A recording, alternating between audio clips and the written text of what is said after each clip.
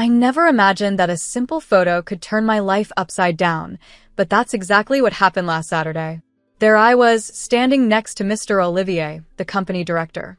We were both smiling as he shook my hand. The caption read, "Finally got that promotion. Hard work pays off. Career milestone."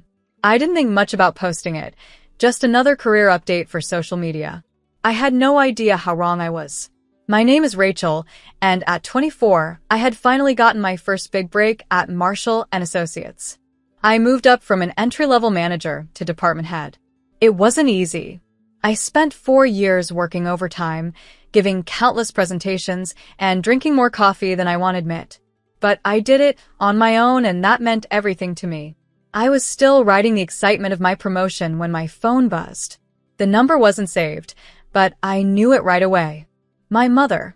8 years of silence, and now, out of nowhere, she was calling me. My hand shook as I stared at the screen. "Hellos." My voice came out quieter than I wanted. "Rachel, sweethearts." My mother's voice was exactly as I remembered, sweet, but fake. It was the tone she used when she wanted something. "Your father, and I just saw your post. We're so proud of you." Proud.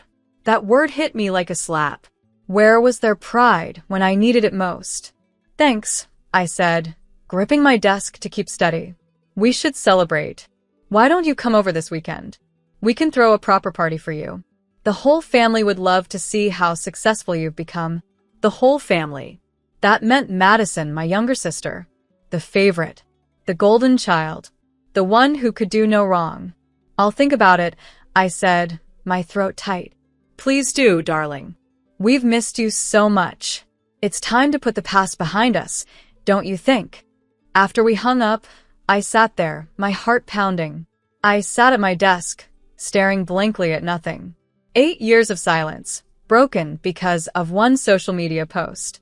8 years since I walked out of that house, promising myself I'd never go back.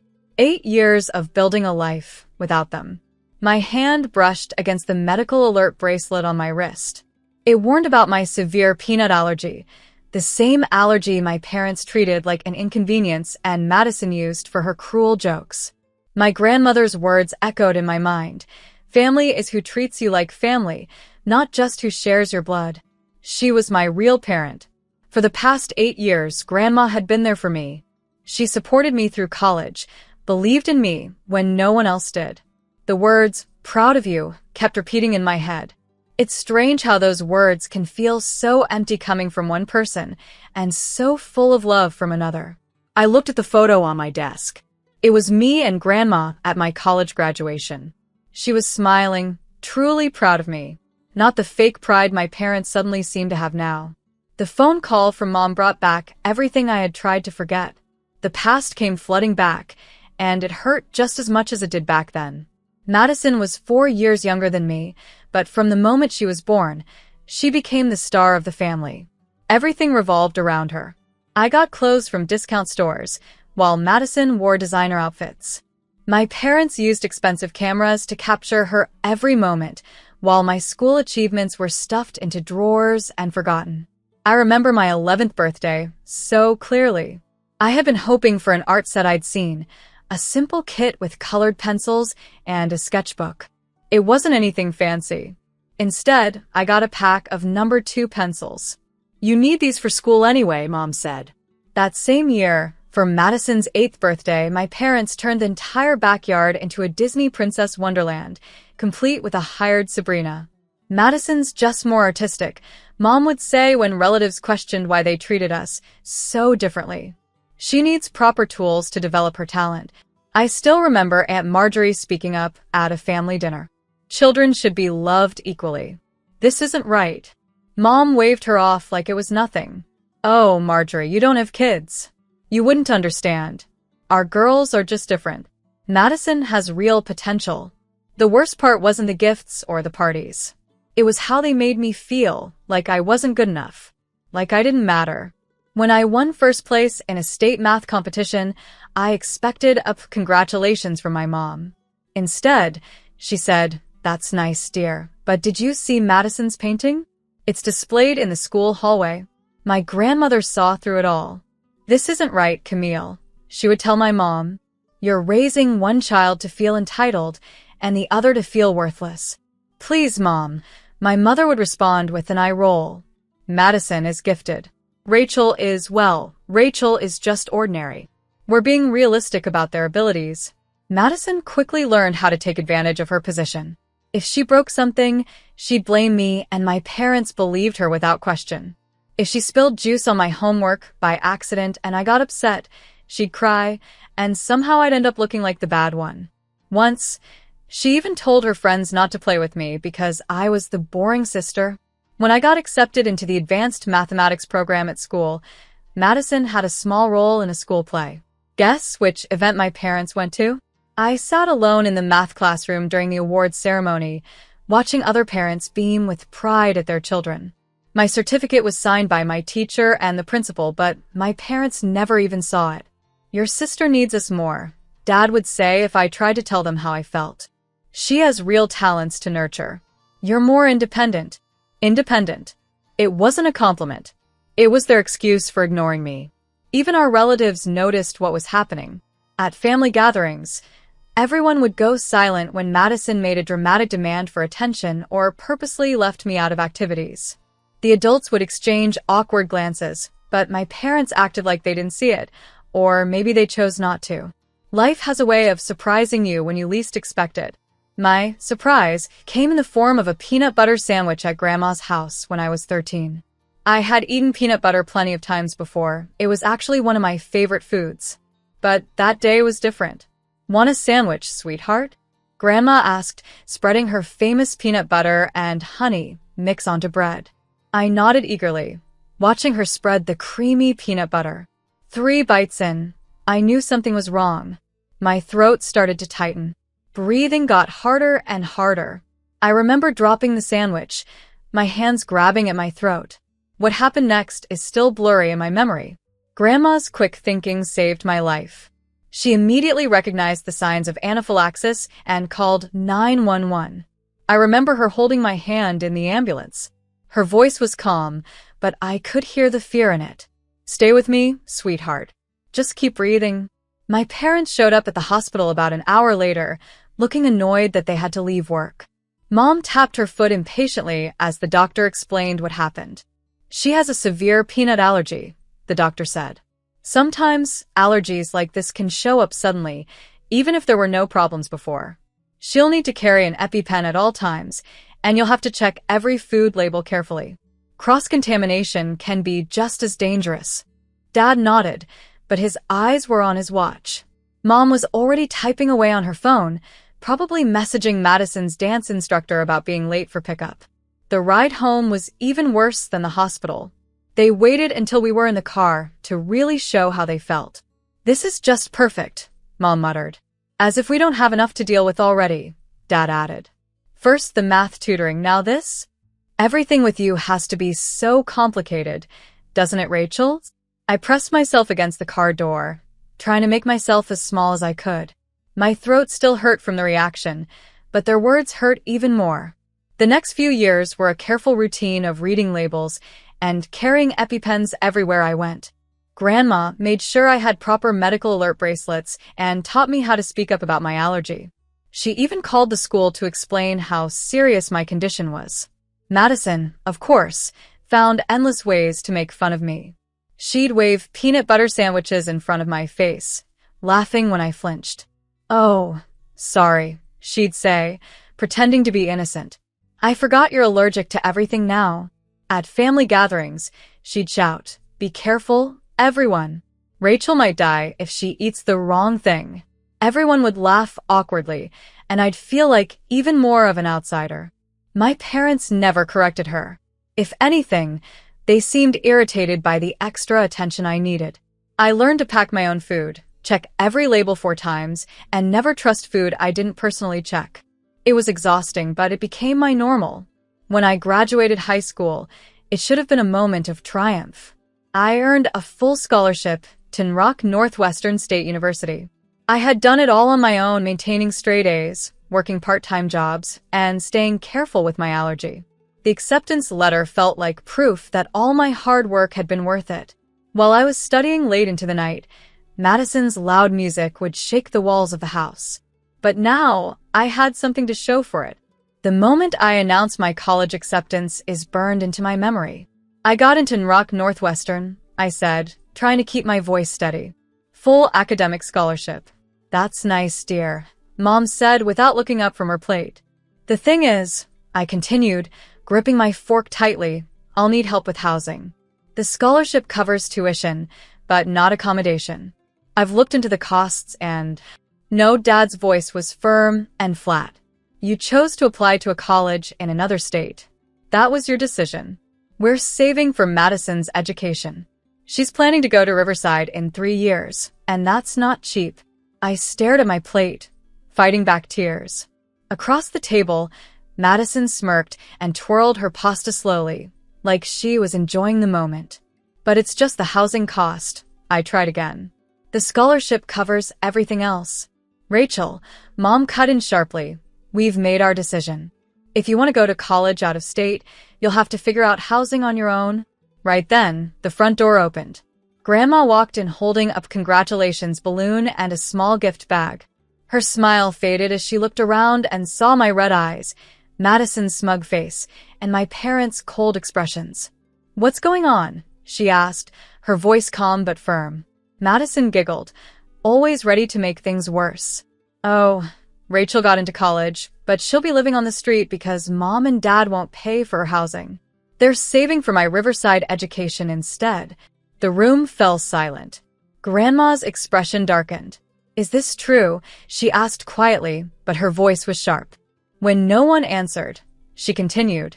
Camille, John, how dare you? Your daughter earned a full scholarship, and you won't even help her with housing. Mom, please, my mother sighed. Madison's education, Dad added quickly. Madison's education? Grandma's voice rose with anger. What about Rachel's education? What about supporting both your children? Then she turned to Madison, who still wore that smug look. And you, Grandma said, her voice colder now, you're becoming a cruel, spoiled child. I'm ashamed of how you're behaving. Madison's face crumpled instantly, and she burst into tears, her favorite trick when things didn't go her way. Mom and Dad jumped up to comfort her, shooting angry glares at Grandma and me. This is exactly what we mean. Mom snapped at Grandma. Rachel and you're always causing problems, always making things difficult. Something inside me broke. I didn't say a word. I just stood up, left the dining room, and climbed the stairs to my bedroom. I pulled out my old duffel bag and started throwing in clothes. A few minutes later, Grandma appeared in the doorway. Pack everything you need, sweetheart. You're coming home with me. But college, I started. It'll be taken care of, she said firmly. I'll pay for your housing. You focus on your studies and building your future. 30 minutes later, we walked out of that house together. Behind us, my parents' angry voices and Madison's fake sobs echoed through the walls. In that moment, I felt something shift. I was leaving behind the people who had always made me feel small and unwanted. I didn't know exactly what the future held, but for the first time in years, I felt hope. For the first time in years, I felt something I hadn't felt before, hope. College life was everything I had dreamed of and more.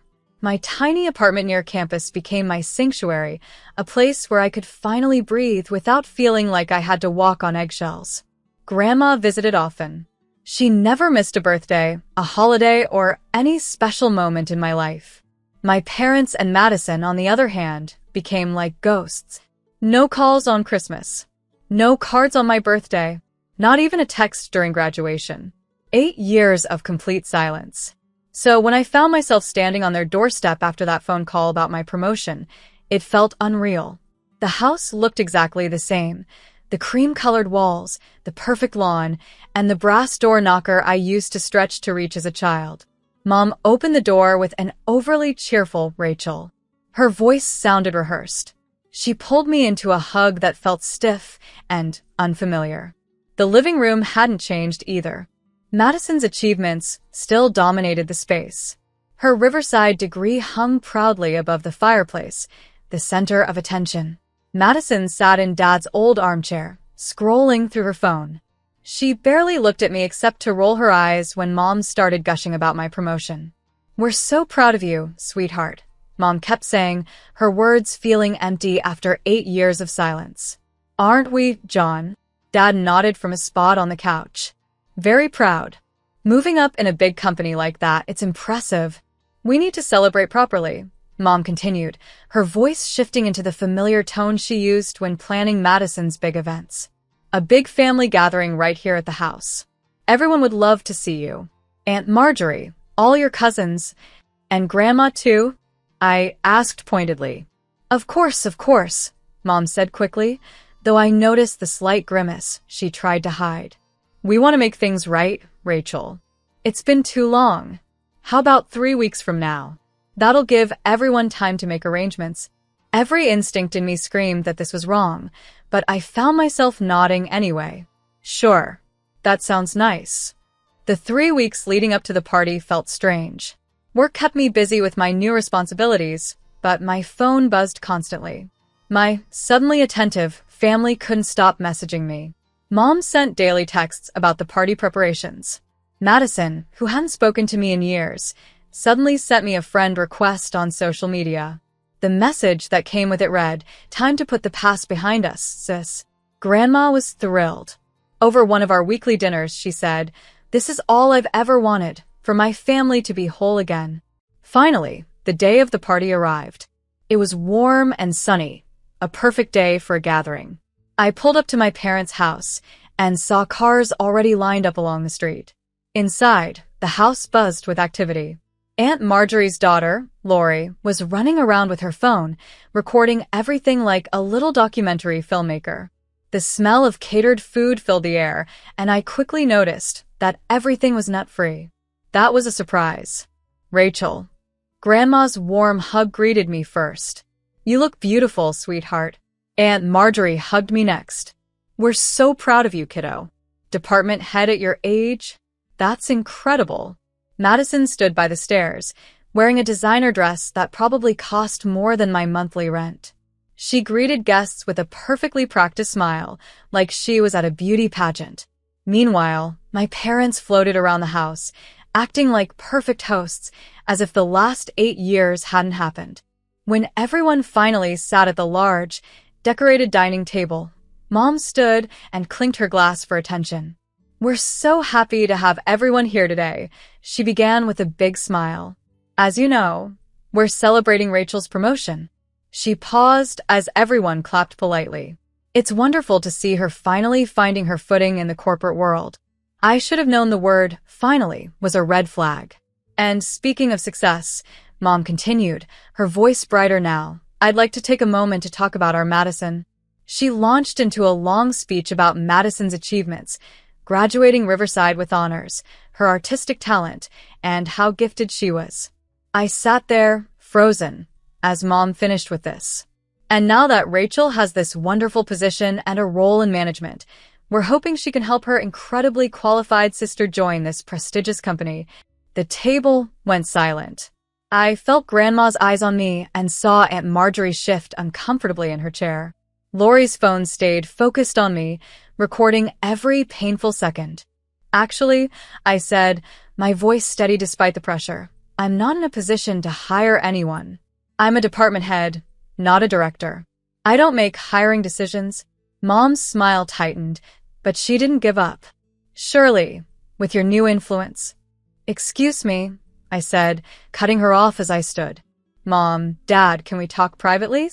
They followed me into the kitchen, and their fake smiles disappeared the moment we were alone.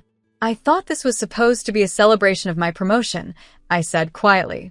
"Not a networking event for Madison." "Don't be selfish, Rachel," Mom snapped. "Madison needs this opportunity. Family helps family." "Selfish," I repeated, stunned. "After 8 years of silence, you only reach out because you want something from me. And I'm the selfish one?" Dad's face hardened. "We've given Madison every advantage, invested everything in her future. The least you can do is help your sister now that you're in a position to do so." We walked back to the dining room, the tension trailing behind us like a storm cloud. I sat back down at the table, trying to ignore Grandma and Aunt Marjorie's worried glances. While we were gone, the catering staff had served the main course, some kind of fancy chicken dish with a creamy sauce. I took a couple of bites, my mind still spinning from the conversation in the kitchen. The sauce had an unusual flavor. Nutty. Suddenly, my throat felt tight. Panic hit me like a wave as I realized what was happening. "Peanuts," I gasped, my hand shaking as I grabbed for my purse, fumbling for my EpiPen. "There's peanuts." The room started to spin. Chairs scraped across the floor, and voices rose in panic. Grandma's voice broke through the noise. "Someone call 911. After that, everything became a blur. Shadows, noise, chaos. The last thing I felt was my throat closing and Grandma's hands holding mine. I woke up to the steady beep of hospital monitors. My throat was raw, and my body felt heavy. Grandma was sitting beside my bed, her face tired and full of worry. "Oh, thank God," she whispered, leaning closer when she saw my eyes open. "We almost lost you, sweetheart." The doctor said it was one of the worst reactions they've ever seen. I tried to speak, but the pain in my throat was too much. "Don't try to talk yet," Grandma said, squeezing my hand gently. "You've been out for several hours. The EpiPen and paramedics barely got to you in time." I managed to whisper, "The food they knew?" Before Grandma could answer, Aunt Marjorie burst into the room, followed closely by Lori. Lori held her phone tightly, her face unusually serious. "Rachel," Aunt Marjorie said, her voice shaking with anger, "there's something you need to see." "Lori, show her." Lori stepped forward, her hands trembling as she held out her phone. "I was recording everything at the party," she said quietly. "I caught this when you were in the kitchen with your parents." On the video, the dining room came into view from a spot near the dessert table. I could see myself leaving the room with my parents. A moment later, Madison stood up, walked over to my place setting, and reached into her designer purse. She pulled out a small jar, stirred something into my food, then sat back down. The smirk on her face was unmistakable. "That's peanut butter," Aunt Marjorie said, her voice hard. "Your sister deliberately put peanut butter in your food, knowing full well about your allergy." I stared at the screen, unable to look away as the scene replayed. Madison, my own sister, had tried to. She could have killed me. She knew exactly what she was doing, Grandma said softly, her voice breaking. The room fell silent as we watched the video again. Madison's actions were so casual, so deliberate. That tiny smirk as she stirred the peanut butter into my food made it clear. This wasn't a mistake. It was planned. I left the hospital against the doctor's advice, fueled by a mix of rage and disbelief. The video Lori had sent me felt heavy in my pocket, as though it carried the weight of everything I had just been through. When I pulled up to my parents' house, my hands shook on the steering wheel. Inside, they were all sitting in the living room, Mom, Dad, and Madison, acting like nothing had happened, as if I had nearly died at their dinner table just hours earlier. "What are you doing here?" Madison asked, barely looking up from her phone. "Shouldn't you still be at the hospital being dramatic?" "I know what you did," I said, my voice calm but firm. "I know you put peanut butter in my food." Madison's head shot up, her face twisting with outrage. "How dare you accuse your sister?" Mom snapped, jumping to her feet. "Haven't you caused enough trouble?" I pulled out my phone, opened the video, and pressed play. The room went silent. The only sound was the video playing. Madison walking to my plate, stirring peanut butter into my food with a smug smile. The color drained from Madison's face. Then, incredibly, she laughed. "Oh, come on. It was just a prank," she said with a shrug. "You're always so serious about everything." "A prank?" My voice shook with anger. I could have died. "Do you understand that?" The doctor said, "I barely made it." "Oh, please," Mom said, waving her hand dismissively. "You're being dramatic. Madison was just having a bit of fun." Fun. I stared at them, stunned. I had an anaphylactic reaction. My heart nearly stopped. Dad's voice turned cold as he spoke. "Listen carefully. If you even think about taking this to the police, you're no longer our daughter. We'll disinherit you completely." In that moment, everything became crystal clear. These people weren't my family. They never had been.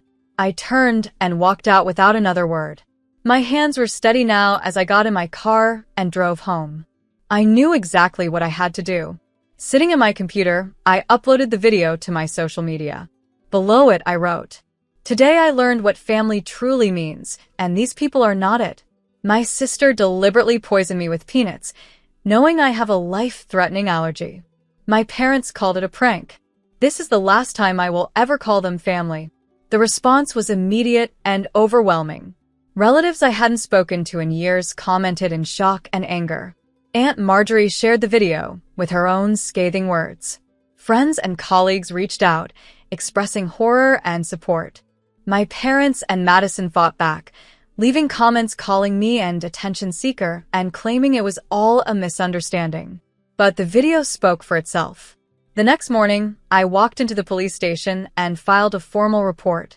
That afternoon, my parents' lawyer delivered a letter to me. It was official. I had been disowned and removed from their will. Later that day, Madison posted a tearful video online, trying to play the victim. Madison posted a tearful video about how I was destroying the family with my lies, but I wasn't alone. Grandma called me that evening. "I've spoken to my lawyer," she said firmly. "I'm cutting them off completely. You're my only heir now, Rachel. You've always been more my daughter than Camille's, anyway." I sat on my couch that night, reading the flood of messages on my phone. Support poured in from real family members, friends, and colleagues. My phone buzzed with a text from Lori. "You're still my favorite cousin. Mom says you can come over for dinner anytime." 8 years ago, I had walked away from a toxic family.